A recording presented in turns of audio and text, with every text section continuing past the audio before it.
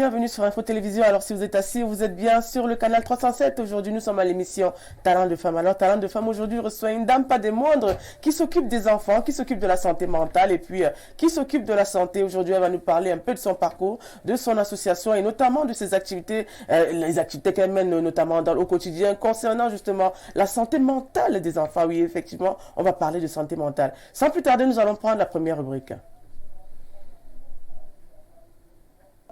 Sans plus tarder, ne restez surtout pas scotché sur autre chose, mais restez sur Info Télévision car nous sommes aussi scotchés sur la page Facebook dans le digital avec le nom Info TV Cameroun. Alors nous sommes en direct avec cette invitée qui n'est autre que Madame Ngassa Kamdem Liokadi Flore. Alors bonjour Madame Ngassa Kamdem.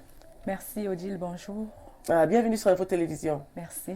Ouais, c'est vrai que le nom Liokadi, c'est vrai qu'on n'entend pas trop ce nom. D'où vient ce prénom-là? Ma mère m'a donné ce prénom, il paraît que c'est un prénom français. Ah, français, hein? Oui. Ah, d'accord. On doit beaucoup aimer la France chez vous, alors, de votre côté, là.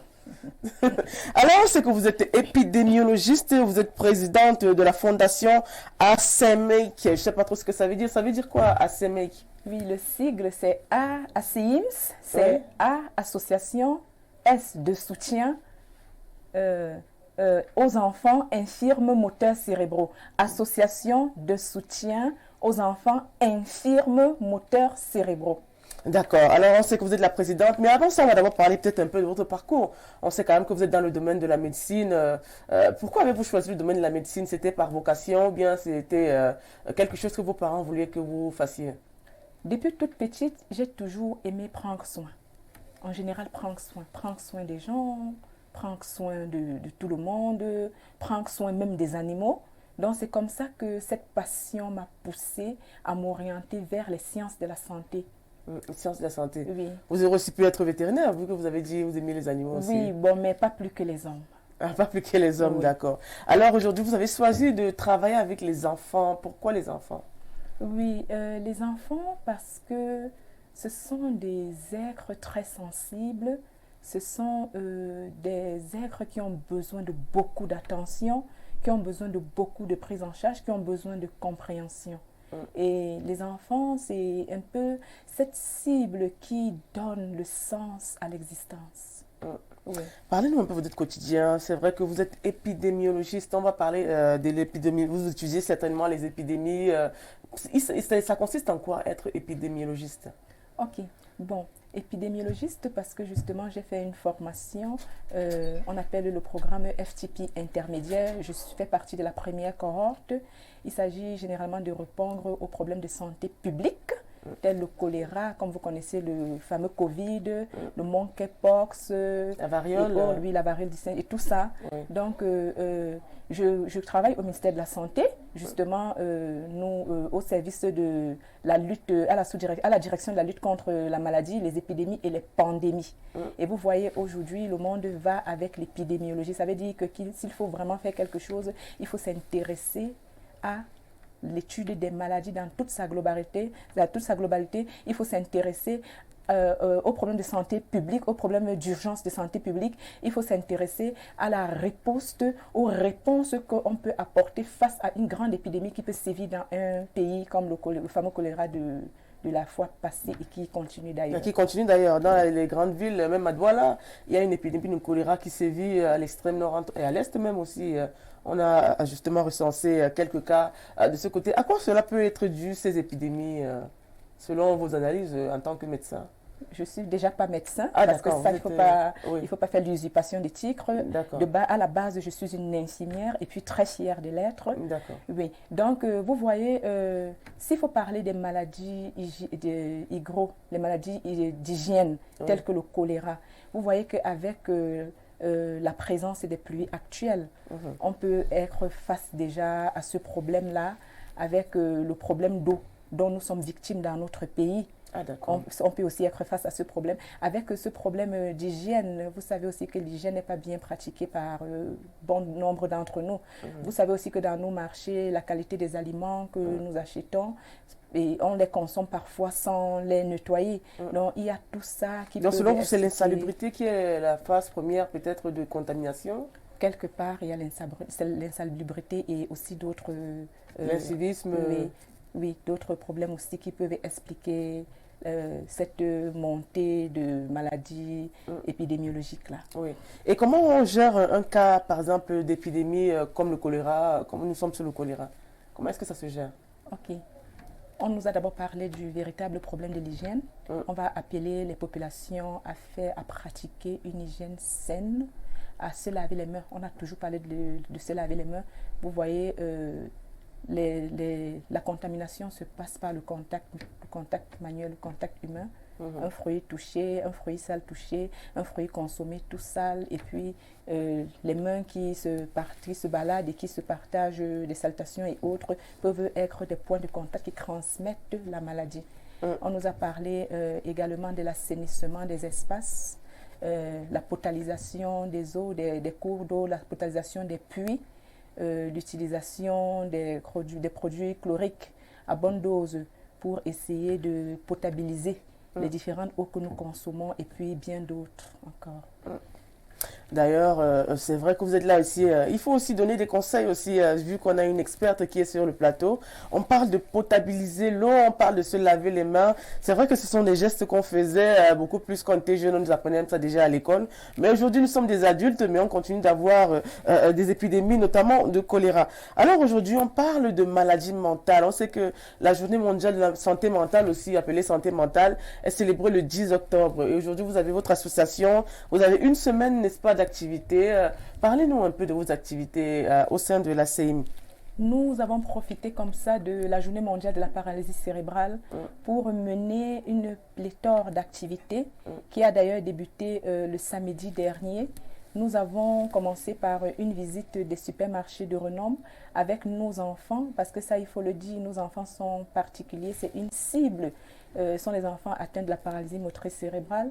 Ce sont des enfants pour la plupart qui sont enfermés dans des maisons, qui ne sont pas habitués à être au contact extérieur. Donc nous avons pensé déjà les faire sortir pour les amener dans des espaces de grande influence. Premièrement, pour voir déjà comment est-ce qu'ils peuvent réagir face à un milieu de grande influence. Ça, c'est de un. De deux, comment est-ce qu'ils peuvent se sentir quand on essaie de les laisser faire? Parce que ces enfants savent, mais ils ne peuvent pas pour la plupart. Donc, en leur donnant un billet, en les amenant dans un rayon où ils peuvent savoir qu'on a pris ce produit qu'ils ont désiré, et en arrivant à la caisse pour l'acheter, on essaie de créer en eux une sorte de confiance en soi. Ça, c'était le deuxième volet. Et puis, le troisième volet, c'était de voir également comment est-ce que le public peut réagir face à eux. Donc voilà, ça c'était pour la première activité qui s'est passée le 1er octobre, samedi dernier. Nous avons eu une seconde activité qui a eu lieu jeudi le 6 octobre, qui est même le jour dédié à la célébration de la maladie cérébrale, de l'infirmité motrice cérébrale. Nous avons eu une conférence de presse à la salle de conférence de Yaoundé 6, où nous avons pu réunir certains acteurs, les parents et puis notre cible que sont les enfants atteints de la paralysie cérébrale. Et aujourd'hui, nous sortons fraîchement d'une marche de sensibilisation qui a débuté devant l'esplanade du ministère de la Santé et qui s'est achevée au boulevard du 20 mai avec le rituel de la célébration proprement dit. Et éventuellement, demain, nous aurons la 4e activité qui sera la dernière, où nous comptons sortir entre nous parents pour essayer de nous évader pour un moment. Parce que vous savez, dans la paralysie motrice cérébrale, en fait, l'enfant est un petit roi qui est au petit soin, mais le parent est celui-là même qui vit la maladie au profond de lui. Nous avons aussi besoin parfois d'oublier les enfants pour un moment et de prendre soin de nous. D'où la journée de demain pour nous les parents. Alors, comment vous faites pour recenser les enfants atteints de paralysie cérébrale? Notre leitmotiv dans notre association, c'est la sensibilisation. Nous sensibilisons déjà physiquement, nous sensibilisons via les médias, et c'est comme ça que l'information s'en va. Donc nous avons des coups de fil, des personnes qui disent on vous a vu passer ici, on vous a entendu là-bas, on a reçu un flyers. Il s'agit de quoi? Comment est-ce qu'on peut faire pour adhérer?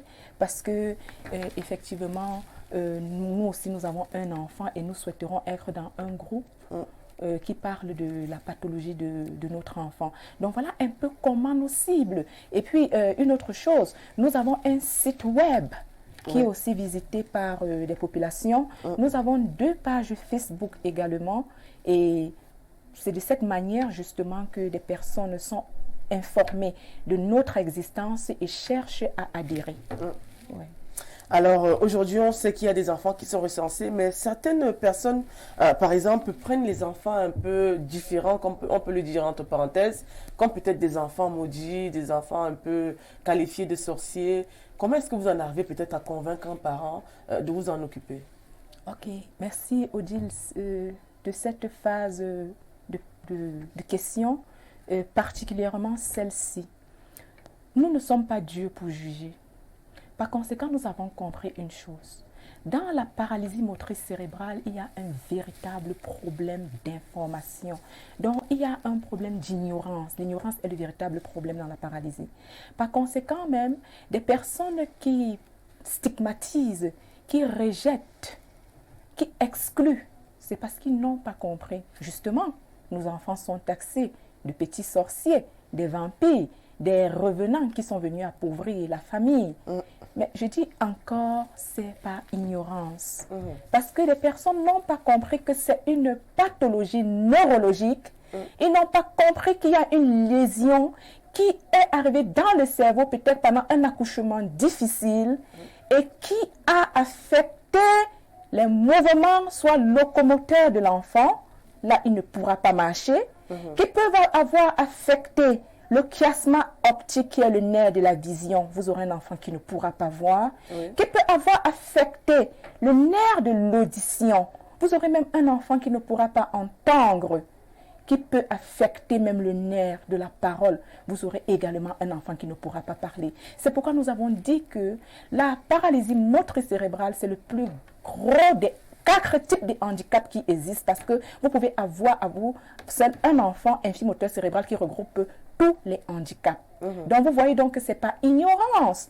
Quand on ne sait pas que le nerf affecté peut être biaisé à tous les niveaux et empêcher un mouvement normal. Donc nous nous basons donc sur la sensibilisation pour amener les populations à comprendre de quoi il s'agit. Et amener même également les familles à comprendre de quoi il s'agit. Parce que vous savez, Odile, une fois que quelqu'un maîtrise quelque chose, il peut l'accepter et il peut se mettre pour accompagner. Donc voilà un peu en un mot ce que nous pouvons dire par rapport à cela. Et quelles sont les difficultés que vous rencontrez beaucoup sur le terrain depuis que vous avez commencé à travailler avec votre fondation? Oui. Les parents sont une sorte de tout pour les enfants. Les parents sont, vous allez m'excuser le terme, l'oxygène des enfants. C'est vrai que Dieu est notre oxygène à nous tous. Mais celui que l'enfant voit à l'instant devant lui, c'est son parent. Le parent représente cette source intarissable, cette air que respire l'enfant. Parce que c'est le parent qui fait tout pour l'enfant. Par conséquent, nous avons des parents qui ne peuvent pas travailler. Qui ne peuvent pas travailler parce que ils ne peuvent pas laisser l'enfant puisque personne ne va les garder pour la plupart. Plus que certaines personnes ont peur de nos enfants. Ils pensent que justement ce sont des enfants serpents. Que pendant qu'ils seront en train de les garder, ils peuvent se transformer en serpents. Donc les parents sont obligés de les garder. Nous avons ce problème qui revient malgré toute la sensibilisation, mais nous pensons qu'avec la grâce de Dieu, ça va prendre un sens et qu'il y aura une solution. Ce véritable problème de stigmatisation et de rejet. Odile, nous avons des parents qui ne peuvent pas laisser leur enfant, même à la voisine, pour 10 minutes pour aller acheter un truc à la boutique. Parce qu'elle a peur de prendre. Vous voyez, ça c'est la stigmatisation. Nous avons parfois, quand nous arrivons quelque part et qu'on nous voit avec nos enfants, on nous repousse à ciel ouvert, on nous le dit. Nous sommes allés une fois lors d'une activité avec nos enfants à une des piscines dont je ne cite pas le nom, on n'est pas là pour ça. On a dit non, on ne peut pas vous laisser entrer dans l'eau avec vos enfants parce que ça va baisser notre cote de clientèle. Vous comprenez que ce problème de stigmatisation est criard. Et puis nos enfants sont dépendants par pourcentage. Il y a ceux qui sont totalement dépendants, comme mon fils, parce qu'en passant, je suis la maman d'un enfant infimoteur cérébral de 12 ans, dépendant à 96%. Quand je le dis, vous comprenez ce que ça veut dire. Nous avons ceux qui sont modérément dépendants et ceux qui sont sévèrement encore plus dépendants. Donc, par conséquent, nos enfants sont des grands enfants, c'est vrai, mais ils sont comme des tout petits nouveau-nés qu'on vient de mettre au monde, à qui il faut encore changer une couche et donner à manger dans la bouche. Donc, nous vivons donc encore ces problèmes de prise en charge là. Nous avons également des problèmes avec la rééducation. Parce que chez nous, l'enfant a besoin de suivre une certaine rééducation. Les structures d'accueil pour les kinésithérapies et autres peuvent être éloignées des domiciles. Et puis, quand il faille déjà payer un transport pour y arriver avant de payer même la petite somme que peut avoir disponibilisée, par exemple, le centre des handicapés fait des coûts vraiment acceptables. Mais vous voyez, un parent comme moi qui va quitter la Mofou et à Famba pour me rendre de l'autre côté, c'est pas évident. Donc, nous vivons comme ça un ensemble de problèmes au quotidien qui empêche la réalisation de beaucoup de choses dans nos vies. Et puis même dans nos familles, nous sommes aussi parfois rejetés. Ça, il faut le dire. C'est là la grande difficulté. Alors aujourd'hui, comment est-ce qu'on pourrait peut-être arriver à votre fondation? Ça se trouve où exactement? Vous recensez les enfants de quel âge à quel âge, de quelle région? Ça se passe comment exactement? Oui, ACIM est situé dans la commune urbaine de Yaoundé 6, la communauté urbaine de Yaoundé 6, c'est-à-dire à Biémassi, plus précisément au 2e carrefour Kameni. Et notre peut-être qu'il y a des parents qui nous regardent, qui ont des enfants atteints justement de paralysie cérébrale, peut-être qu'ils souhaiteraient peut-être trouver une fondation pareille aussi. Oui, une association. Nous ne sommes pas encore une fondation. Oui, une association. Oui, et nous avons les enfants dans toutes les 10 régions du pays. Oui, nous avons des enfants à Maroua, nous avons des enfants à Edea, à Obala, à Ngaoundéré, à Garoua, à Bafoussam, à Tchang. Des personnes qui nous ont juste vu passer pendant une médiatisation quelconque et qui ont voulu adhérer. Et malgré la distance, on leur a dit, vous pouvez, et chaque fois qu'il faille que vous vous déplacez, vous viendrez. Donc voilà, donc nous avons des enfants un peu partout. Et puis, dans la région du centre, nous sommes majoritaires. Oui. Alors, dans la région du centre, vous êtes majoritaire. Alors, je vais parler peut-être de financement. On se demande bien comment cela se passe, comment se finance l'association. On vous fait des dons, ça se passe exactement comment? Oui, je souris justement parce que, comme on dit souvent, le nez de la guerre, cette question qui revient. Ok, nous allons être assez clairs sur cette question. L'association de soutien aux enfants infimoteurs cérébrales, nous l'avons dit, est constituée des parents, des proches et des sympathisants, et puis un comité des spécialistes de neurosciences qui travaillent avec nous d'une manière bénévole. Voilà. Quand on le dit déjà, vous avez suivi dans ce propos les sympathisants, les proches. Ça veut dire même vous, Odile, vous pouvez faire partie. Et justement, des personnes qui sont des sympathisants, des accompagnateurs et autres, ce sont ces personnes qui, lors des activités, nous accompagnent. Mais il faut d'abord dire que l'association a son mode de fonctionnement. Nous avons, pour adhérer à notre association, nous nous inscrivons d'abord et puis annuellement, nous avons aussi une somme que nous versons. Alors, nous puisons dans cette somme-là, ajouter à ça ce que des âmes de bonne volonté peuvent apporter pour réaliser l'ensemble des activités que vous pouvez voir constamment dans les médias. Oui. Et puis, nous avons des associations comme votre réunion à vous qui peut décider, tiens, nous avons une action sociale et ils vont orienter cette action sociale en faveur de l'ACIMS.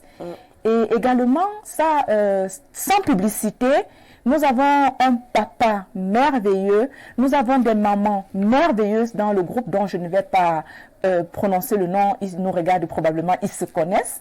Nous avons un papa qui est le parrain, une maman qui est la marraine et une autre maman qui aime rester dans l'ombre, qui nous soutiennent également pour la réalisation de nos activités. Il y a déjà une première réaction. Comment faire pour être membre de l'association? Je pense qu'elle vient de le dire, je ne sais pas, mais bon, la répétition est toujours la mère de toute science. C'est un message de Monsieur Antoine. Ok, Monsieur Antoine, je suppose que vous êtes un parent. Par conséquent, vous êtes le bienvenu à ACIM. Et pour adhérer, c'est très simple. Vous vous rapprochez de nous avec les contacts téléphoniques qui vont figurer après. Et alors, nous allons vous donner les conditions. Mais on s'inscrit dans notre association déjà à 5 000 francs et puis nous avons une adhésion annuelle. Oui. Bonjour, c'est ton camarade Ondoa Anissé, collège adventiste. Félicitations. Voilà, c'est notre message qui est arrivé. C'est vraiment merveilleux qu'il m'ait reconnu. Parce que collège adventiste, on était encore très jeune et moi, j'étais trop mince. Ah, il vous adresse vos félicitations, notamment pour le travail abattu sur le terrain. Alors, les enfants qui sont stigmatisés aujourd'hui ont trouvé une porte de sortie, peut-être une autre façon de revivre avec cette association de Madame Kandem Gassa, qui s'occupe des jeunes enfants et qui s'occupe aussi de la santé mentale des parents aussi, parce qu'il faut d'abord accepter que son enfant a un déficit quelque part et puis essayer de vivre avec. Alors, on va un peu essayer de passer à autre chose. Parlez-nous un peu des femmes. C'est vrai que nous sommes à une émission de femmes. Que pensez-vous des femmes dans l'entrepreneuriat? Ce que je sais, c'est que les femmes qui sont un peu comme les mères de l'humanité sont des êtres assez spéciaux que Dieu a prédestinés pour porter de très grandes choses. Les femmes ont une capacité qu'elles peuvent développer pour faire changer le monde. Voilà ce que je sais. Et puis, je sais que quand les femmes s'engagent, le résultat est spectaculaire. Quand elles s'engagent sincèrement. Quand elles s'engagent sincèrement. Alors, on voit aujourd'hui la jeunesse, c'est vrai que vous vous occupez des jeunes, mais il y a des jeunes filles, des jeunes garçons qui aujourd'hui trouvent une certaine liberté à pouvoir s'exprimer sur les réseaux sociaux. Mais néanmoins, on retrouve beaucoup de dérives. Que pensez-vous de cette dérive qu'on rencontre fréquemment sur les réseaux sociaux, dans les Facebook, Twitter, WhatsApp? On voit des jeunes aujourd'hui qui s'expriment, mais qui aujourd'hui sont grossiers, proposent des actes un peu incongrus. Que pensez-vous de cette calamité qui continue de grandir face à justement ces jeunes aujourd'hui? Je pense que les raisons sont diverses, sans toutefois porter un jugement. Je pense que nous d'abord, les parents, quelque part, nous avons raté notre mission de départ. Selon vous, c'est la faute aux parents? Non, je vous ai dit qu'elles sont diverses et je commence par les parents. Ouais. Je vais commencer par les parents parce que parfois, vous pouvez avoir des parents qui sont tellement occupés et qui ne sont pas assez présents pour observer beaucoup de changements dans la vie des enfants. Et alors, l'enfant va trouver refuge puisqu'il faut bien qu'il soit dans d'autres bras, il va trouver refuge avec cette dérivation-là, ces différentes dérivations. Également, en parlant des parents, je parlerai aussi de l'éducation. Surtout l'éducation. Quand on éduque bien un enfant, on gagne un bon citoyen. Par conséquent, si les enfants ne sont pas bien éduqués, la conséquence pourra être ces dérives-là. Il y a aussi la venue de l'Internet, qui est consommé à volonté, sans modération. Ça, il faut le dire. À une certaine heure, vous avez des enfants qui sont devant les écrans, ou bien même si ce n'est pas des heures tardives, vous avez des enfants qui ont le privilège d'avoir certains outils informatiques, et puis vous ne savez pas ce qu'ils regardent à l'intérieur. Il y a tellement de choses qui peuvent expliquer les dérivations. C'est pourquoi j'ai dit sans jugement. Il faudrait tout simplement qu'on essaye de s'asseoir et on essaye de faire une sorte de rétro-inspection pour voir au départ qu'est-ce qui s'est passé et qui occasionne cette dérivation-là. Et je pense que quand on trouve le nœud, on peut guérir la maladie. Selon vous, il faudrait peut-être essayer de sonder, peut-être d'avoir une étude spécifique, notamment concernant les actes des jeunes aujourd'hui? Je pense que c'est important. Ouais. Il y a beaucoup de raisons qui peuvent expliquer ce qui se passe aujourd'hui dans le monde des jeunes. Il y a parfois même aussi certains jeunes qui se retrouvent dans des familles où ils ne sont pas avec les parents. Ils se retrouvent abandonnés peut-être à eux.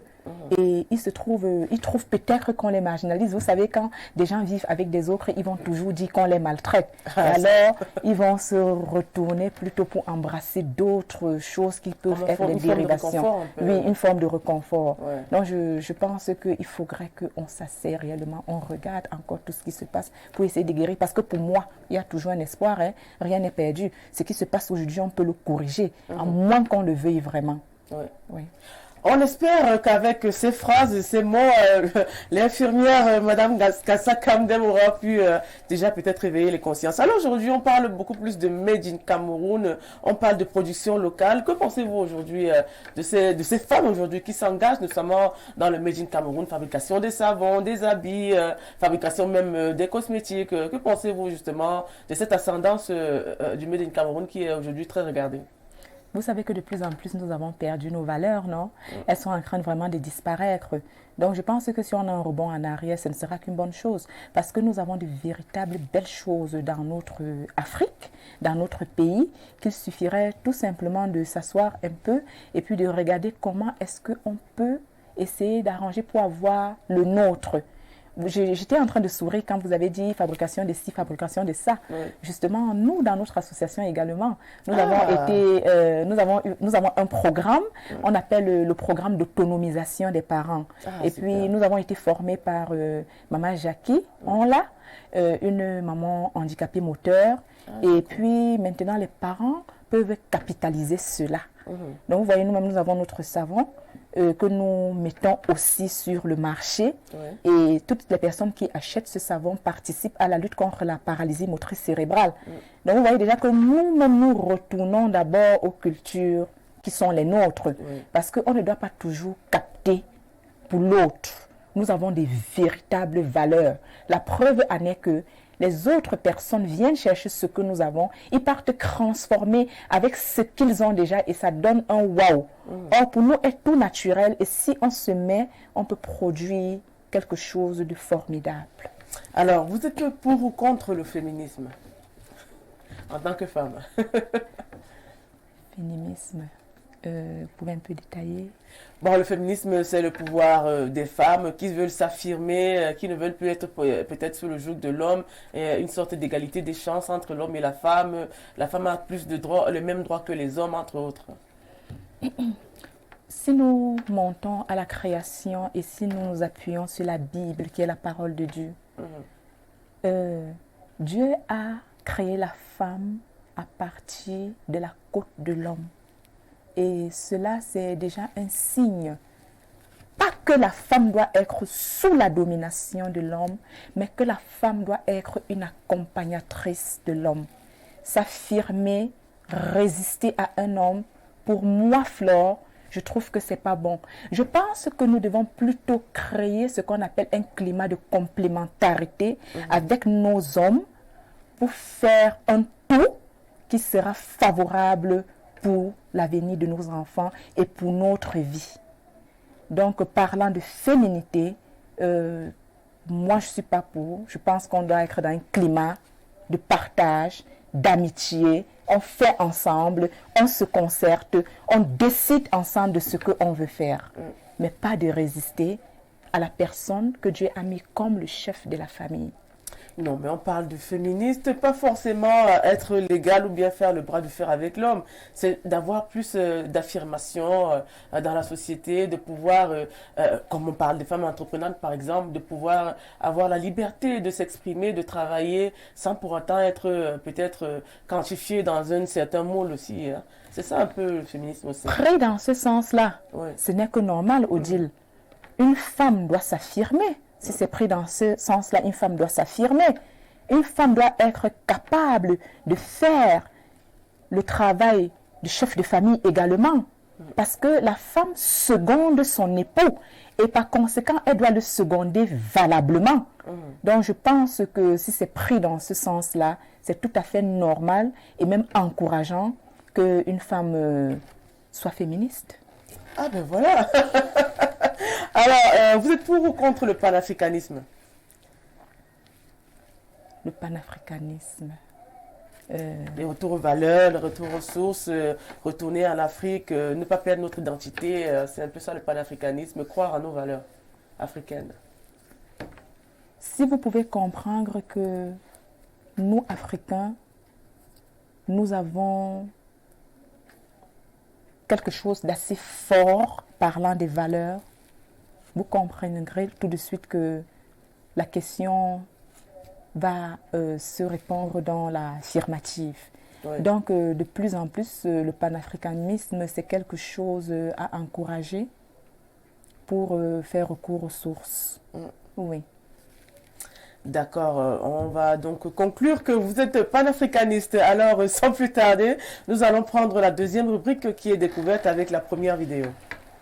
Voilà, donc et cette différence dont je fais allusion est vraiment mise en exergue à travers leur comportement, à travers leur union, pour pouvoir montrer à la face du monde, au niveau national, au niveau international, que des personnes de gros cœur existent et que au niveau des autorités aussi, que les gens sont disponibles à pouvoir accompagner ces efforts-là et faire en sorte que, même si on ne peut pas dire qu'il n'y aura plus ce genre de maladies, mais que si des cas arrivent, que ces cas puissent être contenus, que ces personnes-là puissent vivre leurs différences avec beaucoup de respect, avec beaucoup de soutien.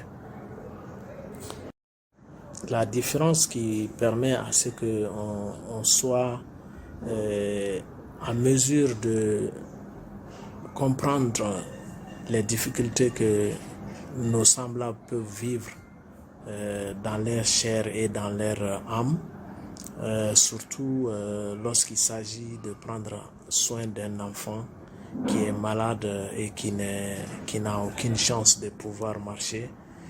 Et donc être sûr qu'en s'occupant de cette personne, on est en train en quelque sorte de s'occuper d'un être humain, d'une créature dont le seul péché a été d'être né avec un problème. Et donc c'est déjà une façon de répondre aux aspirations divines qui est d'accepter les uns et les autres avec leurs différences, avec leurs problèmes, avec leurs capacités, avec leurs incapacités. Donc c'est dans ce contexte-là que j'ai trouvé ma cousine assez engagée, assez forte pour pouvoir prendre en charge une telle action. Bonsoir, je suis Ismaël Kamara, je vis au Mali, je suis un cousin à Madame Kamdem Beokadi Flore. Ah, votre cousin Soumaïla Kamara du Mali. Alors, vous avez des origines maliennes? Oui. Ah, d'accord. Alors, il vous félicite pour ce combat que vous menez, notamment pour la paralysie cérébrale et puis, justement, votre détermination, entre autres. Parlez-nous un peu de ce qui vous a réellement poussé à... C'est vrai que vous avez un enfant qui en souffre, mais néanmoins, aujourd'hui, on vous voit très engagé, avec beaucoup de félicitations de vos proches. Aujourd'hui, comment vous vous sentez déjà avec, justement, cette association? Bon, déjà, je vous en prie, si vous permettez, bien sûr. Je reviens sur qu'est-ce qui m'a poussée. Ce n'est pas parce que j'ai un enfant seulement, mais c'est parce que dans mes fonctions... Ça va revenir? Oui. Ok. Oui. Janvier. Oui, vas-y, vas-y. Ok, c'est parce que dans mes fonctions d'infirmière, quand j'étais dans une institution sanitaire de la place, nous avons eu la possibilité d'accueillir 2 enfants arrivés à des années différentes. Je vais juste faire un résumé. Le premier, on l'avait trouvé dans la rue, avec un petit panier à côté où il y avait quelques guenilles, dont des haillons, des vieux habits et une lettre qui disait « Je n'en peux plus, je suis fatiguée ». Il y a généralement un service social qui se balade souvent et des cas comme ça, ils en ont ramené 7 enfants-là à l'hôpital. Et l'enfant a passé presque 2 années, le temps qu'on fasse des papiers pour le mettre dans un orphelinat. Donc pendant ce parcours, j'ai eu une sorte d'affinité avec le petit. Et cette affinité a fait en sorte que je comprenne toujours qu'il y avait un problème d'ignorance. Le deuxième enfant, le pasteur de l'église avait dit à ses parents d'aller le laisser au bord du ruisseau qui se trouve en face de Santa Lucia. Santa Lucia, là il y a les agences. Oui, sans publicité aussi. Hein, voilà. Et puis le petit était mis là-bas à 5 heures du matin. Il avait 10 ans. On disait que c'était un serpent et qu'en le laissant au bord de ce ruisseau-là, il allait devenir le serpent, il allait entrer dans l'eau et eux, ils devaient être débarrassés de ce sort-là. Bon, malheureusement, c'est pas un serpent. L'enfant a tiré son corps comme un lézard jusqu'à arriver devant un poste de police où même les policiers avaient fui parce que c'est un phénomène qu'on ne voit pas très souvent. Donc vous voyez, il avait été ramené à la fondation, à cette institution sanitaire et j'ai donc eu cette affinité avec ces enfants. J'avais essayé à ma façon de m'occuper d'eux. J'avais eu très mal parce que ils avaient fini par décéder après quelque temps. Vous comprenez donc dans l'ombre, je me suis dit qu'il fallait que quelque chose soit fait pour la situation de ces sans-voix. De ces sans-voix qui sont des êtres qui ne peuvent pas s'exprimer eux-mêmes. C'est donc comme ça qu'on a pensé à une association plutôt des parents qui peuvent porter la parole pour eux et porter le plaidoyer haut. D'accord. Oui, donc voilà un peu les motivations, en plus du fait que je sois maman d'un enfant pareil. D'accord. Alors, on va prendre la seconde vidéo. Je suis docteur Michael Temgwa, je suis neurologue. Donc, parlant de Madame Camden Flore, que j'ai le plaisir de côtoyer depuis déjà pas mal de temps, la première chose vraiment qui me vient à l'esprit, s'il faut que je parle d'elle, c'est d'abord ses qualités humaines. C'est vraiment quelqu'un de très ouvert, de très accueillant, de très agréable, avec qui on a vraiment beaucoup de plaisir à travailler et à collaborer. C'est quelqu'un de très empathique. Vraiment, je pense que ça, c'est un constat vraiment unanime. Voilà.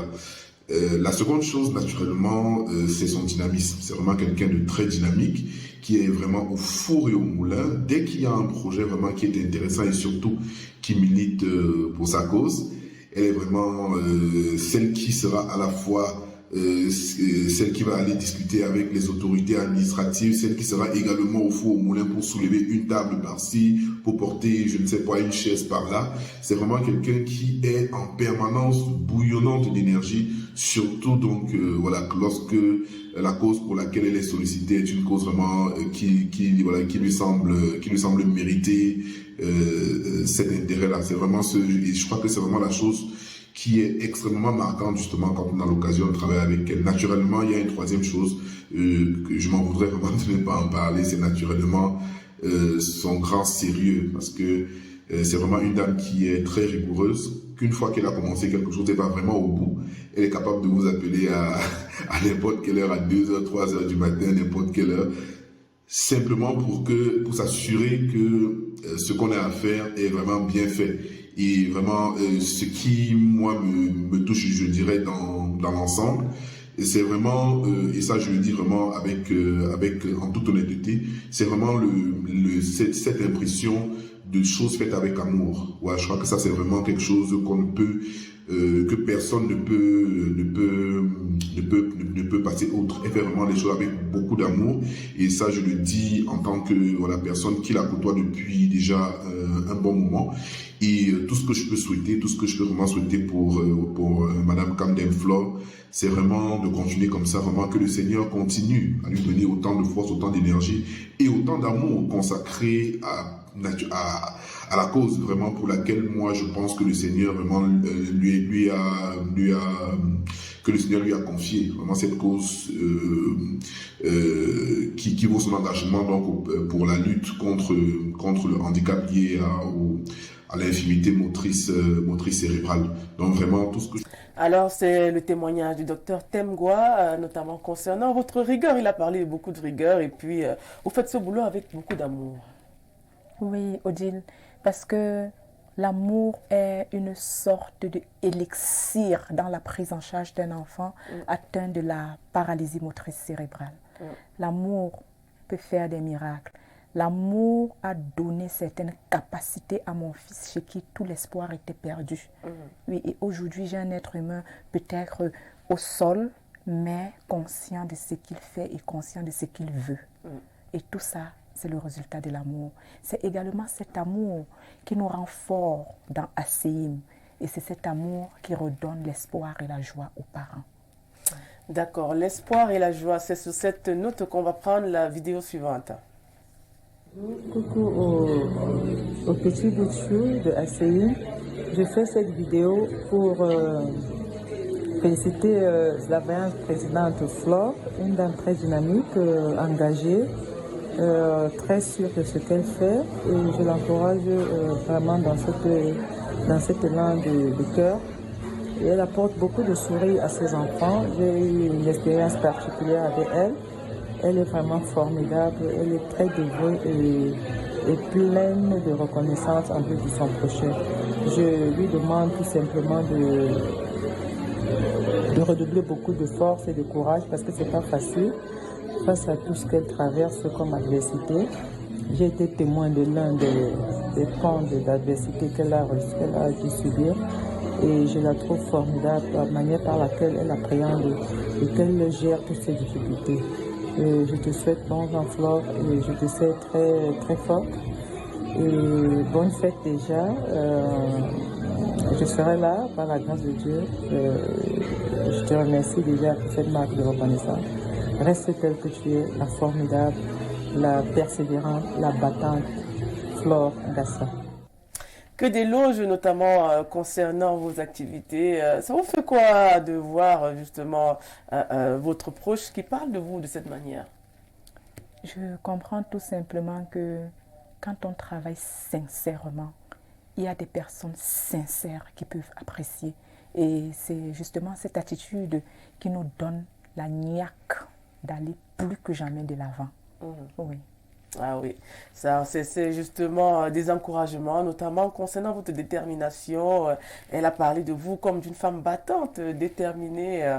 Ça se voit même déjà sur le plateau. Alors nous allons prendre la vidéo suivante. Bonjour, vous me demandez de parler de Flore Kamdem. Flore Kamdem pour moi c'est une personne formidable, une personne à part. Elle fait partie de ce genre de personnes qu'on a la chance de rencontrer qu'une seule fois. Alors, Flore, les personnes qui, par leurs actions, les personnes qui, par leurs attitudes, impactent une vie, car Flore est une personne inspirante, Flore est attachante, Flore est motivante, Flore est influente, Flore est, persévérante, et Flore est surtout bosseuse, c'est une grande travailleuse. Elle est sympathique, elle est respectueuse. Flore, ton engagement pour les enfants IMC, c'est juste incroyable. Tu es toujours là à leur donner tout ce que tu as, donc ta vie. Flore, elle donne en permanence. Elle donne tout ce qu'elle a aux autres. Son dévouement, d'ailleurs, pour son époux et ses enfants, font d'elle une personne formidable, une personne, j'allais dire, extraordinaire. Je puis dire que je suis privilégiée, je me sens parmi les privilégiés de connaître Flore. Flore, tu sais, ma prise choco, bio, ultra, méga, sympathique, charismatique, comme j'aime t'appeler. Tu sais tout ce que je pense pour toi. Je voudrais prier le Seigneur pour qu'il t'accompagne toujours, pour qu'il soit toujours à tes côtés, pour qu'il te donne la force pour le combat que tu mènes tous les jours pour les enfants et filles moteurs cérébraux. Qu'est-ce que je vais te dire encore? Si ce n'est ce bisou que je t'envoie, reçois tes cœurs. Merci. Madame Sissako Mboma Rachel, justement, elle vous fait des éloges. Elle dit, vous êtes une personne formidable. Mais il faut rappeler aussi que c'est la marraine de votre association. Oui, justement, c'est la mama. C'est notre marraine qui est une mère de cœur, une mère en or que Dieu nous a envoyée, à qui je dis vraiment merci. Ouais. Il y a toujours un message de votre amie, elle était très brave, était en classe de première. Wow. Voilà, il continue d'envoyer des messages. Nous allons donc prendre la dernière vidéo. Oui, Madame Ngassa, c'est une femme qui fait beaucoup dans la promotion et la protection des droits des personnes handicapées en général et les droits des personnes atteintes de la paralysie cérébrale en particulier. Elle est une femme multidimensionnelle, multidisciplinaire et ses actions sont orientées vers ces cibles-là parce qu'elle a envie que dans les prochains jours, que les problèmes de ces catégories de personnes soient pris en compte, tant par le gouvernement qui peut avoir l'accès aux soins de santé, tant par la société qui peut comprendre ce que c'est que la paralysie cérébrale. Et il faut comprendre que depuis la création de son association, il y a plusieurs années aujourd'hui, elle se bat pour cette cause-là. C'est pour cela que dans les prochains jours, la journée de la paralysie cérébrale sera célébrée, c'est la journée mondiale. Et elle a toujours profité de cette occasion pour lancer un vibrant appel à toutes ces personnes qui pensent que la vie est chère et on dit souvent rien ne vaut la vie, qu'il faut protéger cette couche sociale vulnérable. L'association fait tout ce qu'elle peut pour encadrer les parents, les enfants, dans des activités multiples. Ce qui fait que si ces parents sont épanouis avec leurs enfants aujourd'hui, c'est grâce à cette association qui ne cesse de montrer de quoi elle est capable pour le bien-être de l'humanité en général et le bien-être des personnes handicapées, sans oublier les enfants. Le président de l'association des albinos du Cameroun qui vous fait un témoignage.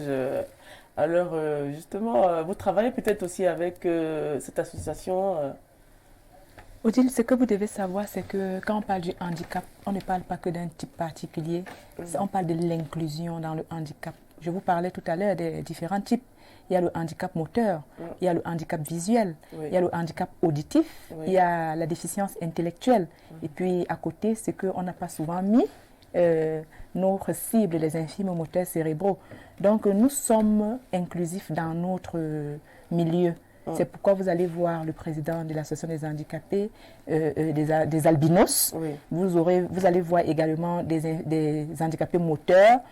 À la marche, aujourd'hui, nous étions avec des handicapés visuels et auditifs.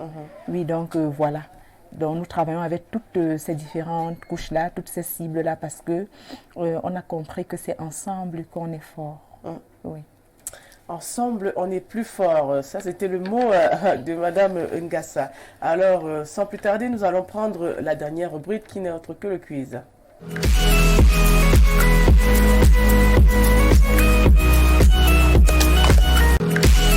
Alors, on revient avec Madame Ngassa. Alors, le quiz, c'est des questions qui peut-être ne concernent pas le domaine pour lequel vous êtes aujourd'hui, mais néanmoins, on vous pose des questions sur la généralité et puis sur les faits de société qui se sont déroulés et qui se déroulent aussi en Afrique et peut-être dans le monde. Alors, que pensez-vous aujourd'hui? On voit des femmes qui veulent se sentir belles, coquettes, on parle souvent de complexe. Alors, qu'avez-vous comme avis, notamment concernant la chirurgie esthétique? C'est plus communément appelé la chirurgie plastique. Bon, déjà, personnellement, je ne le ferai pas parce qu'il y a des manières plus naturelles, plus saines de se faire valoir concernant la beauté. Je ne voudrais non plus être une personne qui juge. Vous allez m'excuser parce que nous avons un seul juge qui est Dieu. Donc, par conséquent, je pense plutôt que chacun devrait faire quelque chose qui lui plaît, quelque chose qui le met à l'aise. Mais moi, personnellement, je ne le ferai pas. Ah, vous ne le feriez pas, mais néanmoins, on a des artistes qu'on idolâtre qui sont passés par le bistouri, comme on le dit souvent. Et aujourd'hui, on voit déjà ce phénomène se répandre en Afrique avec nos artistes, peut-être aussi nos célébrités, qui usent un peu de la chirurgie esthétique pour peut-être avoir une image standard aussi. Vous voyez, dans le domaine de la santé, on fait la chirurgie plastique, c'est bien beau, mais les conséquences après... Oui, dans le domaine de la santé, par exemple, avec les déformations, les malformations, le bec de lièvre, les cancers, et ça, c'est nécessaire aussi. Si dans le domaine de la santé, il faut parler peut-être de la chirurgie pour corriger certains défauts, ça se comprend. Mais si c'est la chirurgie peut-être pour essayer d'arranger un nez qu'on trouve moche ou bien des seins qui sont déjà un peu tombés et tout, les conséquences sont fatales, vous le savez. Vous le savez très bien, les cancers et autres. Il y a des études qui ont été faites dessus et qui sont claires. Donc, je pense qu'il y a des manières, si ça concerne juste une façon de faire la chirurgie pour se faire belle, je pense qu'il y a des manières plus naturelles, plus saines de se rendre belle. Est-ce que nous nous sommes moches, Odile? Non. Voilà. Bah, écoute, c'est la vie de chacun. Si une femme se sent un peu mieux quand elle a fait la chirurgie, bon, on se dira pourquoi pas. Néanmoins, chacun a une vie. Et puis ici, tout ce qu'on recherche sur cette terre, c'est d'être heureux et avoir un peu de bonheur. Alors, on va continuer dans le domaine de la santé, toujours dans ce même canevas. Il y a eu quelques temps au Cameroun, il y a justement des discussions qui ont été faites, notamment concernant le blanchiment de la peau. Que pensez-vous de ce phénomène qui va grandissant aussi? Bon, nous avons dit tout à l'heure que chacun fait ce qui lui plaît, non? L'être humain est responsable de son corps, de ses capacités. Le blanchiment de la peau a des conséquences que la médecine a su prouver, à l'instar des cancers. Donc vous voyez déjà que c'est quelque chose qui est fatal, parce que des produits toxiques ingérés dans le sang aboutissent très généralement à des cancers. Donc c'est une pratique qui n'est pas vraiment conforme, mais c'est aussi un problème d'éducation. Ah, toujours un problème d'éducation. Ouais. Alors aujourd'hui on parle beaucoup, c'est vrai que j'ai pris les questions notamment concernant votre domaine aussi, d'autisme. Que pensez-vous de l'autisme au Cameroun? De plus en plus, on a des enfants qui naissent et qui sont des autistes. Ce sont des maladies rares. On appelle ça dans le domaine du ministère de la Santé les maladies rares. Ça entre dans le cadre des maladies rares. Les causes sont diverses et variées. Bref, c'est un phénomène qui devient de plus en plus envahissant et qu'il faille vraiment essayer de faire une véritable étude de lieu pour essayer de comprendre les origines véritables. Oui. Alors, on a eu le cas Covid. Qu'avez-vous comme avis aujourd'hui concernant le Covid? J'ai été une actrice déjà de la célèbre pandémie Covid. Bon, une pandémie qui a ravagé le monde, qui a ravagé notre pays, qui nous a fait perdre des êtres très chers. Bon, mais il faut surtout se dire aussi que les personnes mourraient beaucoup plus par cette effervescence qui sévissait au début sur la maladie et qu'on ne maîtrisait pas encore. Bon, mais aujourd'hui, de plus en plus, le Covid n'est pas fini. Nous continuons à avoir des cas Covid positifs, mais on apprend à vivre avec le Covid en respectant tout simplement les différentes mesures initiées par le ministère de la Santé. Alors, nous arrivons donc au terme de cette émission. Avant de partir, vous allez dire face à la caméra quelques mots aux femmes, et notamment aussi concernant votre association. Qu'est-ce que vous souhaitez de plus? Ok. Je voudrais interpeller les parents dans le monde et au Cameroun en particulier, qui ont des enfants qui sont atteints de cette vilaine pathologie, la paralysie motrice cérébrale, à savoir que ce sont des êtres humains spéciaux, ce sont des êtres humains qui demandent beaucoup d'attention et d'amour. Traitez-les comme des enfants normaux. Apportez-les et offrez-les tout l'amour possible. Ayez un petit temps pour essayer d'écouter ce qu'ils vont vous dire. Parce que ces enfants ne s'expriment pas littéralement, mais vous pouvez les comprendre par habitude. Ils ont besoin de tout ça et de la prise en charge médicale qui va avec. Et je voudrais interpeller vraiment les âmes de bonne volonté, les membres du gouvernement. Nous nous sommes levés pour la lutte contre cette pathologie et nous avons besoin de votre accompagnement parce que nous faisons déjà sur le terrain beaucoup de choses et avec votre appui, nous pensons que nous pouvons arriver à l'éradication de cette pathologie qui pourrait commencer déjà dans les écoles de formation. Donc, je pense aussi qu'avec la grâce de Dieu, nous allons atteindre notre objectif qui est celui de voir la situation des enfants infirmes moteurs cérébraux au Cameroun améliorer et les familles qui retrouvent vraiment l'espoir. Je vous remercie. C'est nous qui vous remercions. Nous avons passé un bel échange, un beau moment avec Madame Kamdem Ngassa Flore qui nous a parlé des enfants atteints de paralysie cérébrale et puis d'autres pathologies qui vont avec. Néanmoins, les enfants, c'est justement l'avenir de demain. Les enfants, c'est notre richesse. Il faut les aimer tant qu'ils sont encore là et de toute façon, aucune pathologie ne peut enlever l'amour. Merci d'être passé chez nous, Flore, et on vous souhaite beaucoup de chance avec votre association et surtout, soyez beaucoup plus heureux aujourd'hui avec l'amour que chaque parent apporte à ses enfants. Elle a parlé beaucoup d'amour ici sur le plateau. Passez un bon samedi. On se dit à samedi prochain. On souhaite toutes nos condoléances au directeur d'Info Télévision Parfait Haïti qui a perdu son frère et qui sera inhumé aujourd'hui dans son village natal. Passez une belle soirée. Restez scotchés sur Info TV, la chaîne justement de proximité pour le vivre ensemble. On se dit à samedi prochain.